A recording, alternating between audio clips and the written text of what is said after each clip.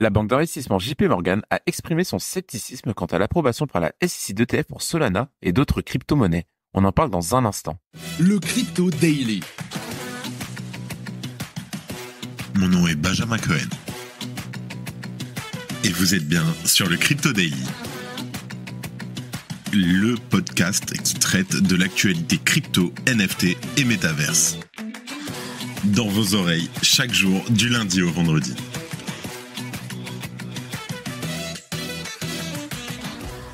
On évoquera ensuite l'ascension remarquable de la blockchain Ton, avant de faire le point sur un récent rapport de l'Observatoire et Forum de la blockchain de l'UE. Mais avant tout ça, le point du marché.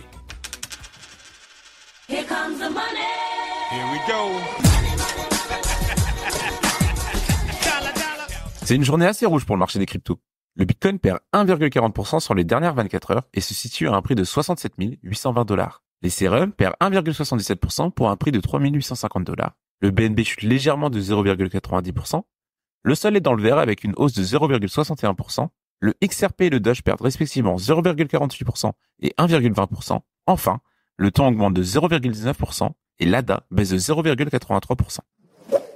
JP Morgan est sceptique sur les ETF Solana. La banque a manifesté son scepticisme concernant l'approbation par la SEC d'ETF pour Solana et d'autres crypto-monnaies. Pour rappel, la semaine dernière, la SEC a approuvé de manière inattendue les ETF Ethereum.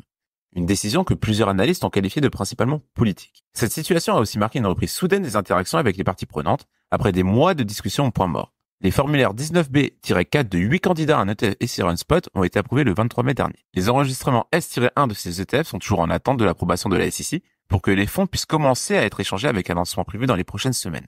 Le directeur général et stratège de marché mondial chez JP Morgan a partagé ses réserves avec The Block. Il indique que la SEC considère la plupart des crypto-monnaies comme des securities, ce qui complexifie nécessairement l'approbation de nouveaux ETF. Selon lui, la décision de la SEC d'approuver les ETF Ethereum était déjà étonnante, compte tenu de l'ambiguïté entourant le statut d'Ethereum comme possible valeur mobilière. Je cite. Nous ne pensons pas que la SEC ira encore plus loin en approuvant Solana ou d'autres ETF de tokens, étant donné que la SEC a une opinion forte que les jetons en dehors du Bitcoin et d'Ethereum devraient être classés comme des valeurs mobilières. Il souligne alors que sans un changement législatif aux États-Unis, requalifiant la plupart des crypto-monnaies comme n'étant pas des titres, il est peu probable que d'autres ETF crypto soient approuvés. Il faut quand même préciser que cet avis n'est pas partagé par tout le secteur bancaire. Geoffrey Kendrick, responsable de la recherche sur les devises et les actifs numériques à la Standard Chartered Bank, estime, je cite, « Pour d'autres cryptos, les marchés se tourneront également vers leur éventuelle obtention d'un ETF, bien qu'il s'agisse probablement d'une histoire de 2025 et non de 2024. » Il ajoute que la SEC a en quelque sorte ouvert sa propre boîte de Pandore en acceptant la cotation des ETF Ethereum. Salut, alors on fait une petite pause dans le programme. Est-ce que vous avez déjà entendu parler de Swissborg? C'est la meilleure application pour prendre en main vos investissements crypto. Tout y est super simple et rapide. C'est un vrai jeu d'enfant. Et le mieux, c'est que c'est régulé et autorisé en France. En plus, avec Swissborg, vous avez toujours les meilleurs prix du marché. C'est fini le temps où on payait trop cher sans le savoir. Et si vous ne savez pas dans quelle crypto investir, pas de panique. Avec Best Blockchain, c'est comme un panier tout prêt avec les meilleurs cryptos choisis par des pros. On ne peut pas faire plus simple. Attention, offre exclusive en ce moment. Inscrivez-vous dès maintenant avec notre lien qui s'affiche maintenant et recevez immédiatement un ticket à gratter 100% gagnant et empocher jusqu'à 100 € instantanément. Alors, qu'est-ce que vous attendez? C'est le moment de rejoindre Swissborg et d'investir dans les crypto-monnaies en toute sérénité. Cliquez, inscrivez-vous et lancez-vous dans l'aventure avec Swissborg. Cette semaine, la blockchain Ton a dépassé les 300 milliards de dollars de TVL dans son écosystème de finances décentralisé. Avec désormais 316 millions de dollars de TVL, ça correspond à une hausse de 950% depuis le début de l'année. En y regardant de plus près, l'écosystème en question reste toutefois relativement limité pour le moment. Pour la composition de cette TVL, un protocole se démarque en particulier, le Eston-Fi. Il s'agit d'un échange décentralisé réunissant à lui seul 222 millions de dollars de TVL. À noter qu'au sein de ce protocole, la pool Ton USDT représente 136,5 millions de dollars de TVL. Cette prédominance de l'USDT peut notamment s'expliquer par le fait que le stablecoin a été intégré nativement à la blockchain en avril dernier, afin de favoriser son utilisation sur Telegram. Selon les données de son explorateur, la blockchain Ton recense aujourd'hui plus de 26 millions d'adresses, là où cette donnée s'élevait à 6 millions il y a encore 3 mois. En parallèle, près de 620 millions de transactions ont déjà été finalisées sur le réseau. De son côté, le Toncoin se positionne à la 9e place du classement des crypto-monnaies, grâce à une capitalisation de 22 milliards de dollars. Avec un prix unitaire de 6,30 $, ça correspond à une hausse de 370% depuis le 1er janvier dernier. Si cette belle performance est à souligner, elle peut aussi mettre en lumière une surévaluation. Pourquoi? Notamment à cause d'une TVL particulièrement faible, bien que le palier récemment atteint soit important. Mais prenons un point de comparaison. Le Layer 2 Arbitrum dispose aujourd'hui de plus de 3 milliards de dollars de TVL. Son token, lui, évolue à la 29e place du classement pour une capitalisation de 3,5 milliards de dollars. Du côté de Solana, la DeFi représente 4,8 milliards de dollars, là où la capitalisation du sol est valorisée à 75 milliards de dollars. Alors bien que ces exemples n'aient rien à voir entre eux, ils permettent quand même de prendre de la hauteur sur les chiffres relatifs au ton. Si tu aimes le Daily, une note et un commentaire nous aident énormément. Aussi, si tu ne veux rien rater de l'actualité, abonne-toi. Verra-t-on bientôt de nouvelles réglementations sur les blockchains et l'IA dans l'UE? L'Union européenne est en tête des textes de réglementation sur les crypto-monnaies. À tel point que, croulant sous la paperasse et les obligations de conformité, les acteurs crypto étouffent et perdent des parts de marché face à la concurrence qui y échappe. Désormais, l'UE s'intéresse au rapprochement entre blockchain et IA. Et le 24 mai dernier, l'Observatoire et Forum de la blockchain de l'UE, EUBOF, a publié son rapport final sur la question. Cet observatoire, voulu par la Commission européenne, a noté une convergence des blockchains avec l'intelligence artificielle comme une tendance significative avec un potentiel important. Les domaines de convergence remarqués sont les suivants. Sécurité et confidentialité des données.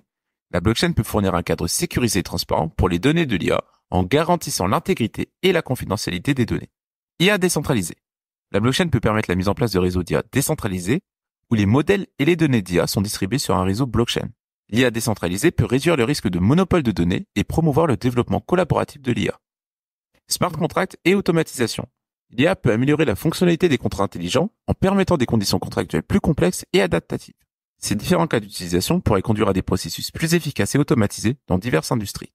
De leur côté, les équipes de l'UEBOF s'auto-félicitent que l'UE soit à l'avant-garde des textes législatifs historiques tels que MiCA. Il semblait donc urgent de s'enfoncer toujours plus dans des surcouches de réglementation pour être sûr de bien étouffer ce secteur des réseaux blockchain. Et l'UEBOF a donc formulé plusieurs recommandations pour soutenir l'élaboration de politiques réglementaires et accélérer l'innovation et l'adoption des blockchains dans l'UE. L'histoire ne nous dit pas en revanche combien l'UEBOF a coûté aux contribuables européens. Et la question est la suivante. Est-ce que, comme Circle et son stablecoin USDC, d'autres acteurs crypto vont fuir la cage réglementaire de l'Union européenne avant qu'elle ne se referme définitivement sur le secteur? Et voilà, c'est fini pour les 3 news majeures de cette journée, et on passe maintenant aux brèves. L'Argentine veut collaborer avec le Salvador pour accélérer l'adoption crypto. Les autorités argentines cherchent à collaborer avec El Salvador pour améliorer leur adoption de Bitcoin. Des dirigeants argentins ont rencontré un officiel salvadorien pour discuter de l'expérience salvadorienne. Friendtech envisage de quitter Base. Le token Friend de Friendtech a chuté après que Racer, le cofondateur du projet, ait exprimé son souhait de quitter Base. Racer offre $200 000 pour une solution de migration sans impact majeur pour les utilisateurs. Un wallet lié à Trump atteint $10 millions de valorisation. Un wallet crypto lié à l'ancien président Donald Trump détient environ $10 millions d'actifs, principalement en MAGA tokens et Ethereum. Le portefeuille contient 1,4 million de dollars d'Ethereum et 7,12 millions de dollars de MAGA tokens. Justin Sun appelle à soutenir un candidat pro-crypto. Justin Sun appelle la communauté crypto à soutenir un candidat pro-crypto lors des prochaines élections américaines. Il a souligné l'importance d'aligner les intérêts de l'industrie avec un candidat favorable pour garantir une représentation adéquate. Et on termine avec les validateurs Solana qui approuvent une nouvelle répartition des frais. Les validateurs de Solana ont voté pour allouer 100% des frais prioritaires à eux-mêmes, mettant fin à la répartition 50-50 entre burn des frais et récompenses. La proposition, approuvée à 77%, vise à améliorer la sécurité du réseau. Et voilà, c'est la fin de ce résumé de l'actualité du jour. Évidemment, pensez à vous abonner pour ne pas rater le suivant, quelle que soit d'ailleurs l'application que vous utilisez pour nous écouter. Rendez-vous aussi sur Twitter et LinkedIn pour d'autres contenus d'actualité exclusifs. Maintenant, je crois que j'ai tout dit. Faites attention à vous, passez une bonne journée, une bonne soirée, selon l'heure à laquelle vous nous écoutez, et moi je vous dis à demain. C'était Benjamin pour le Crypto Daily. Merci et à très vite.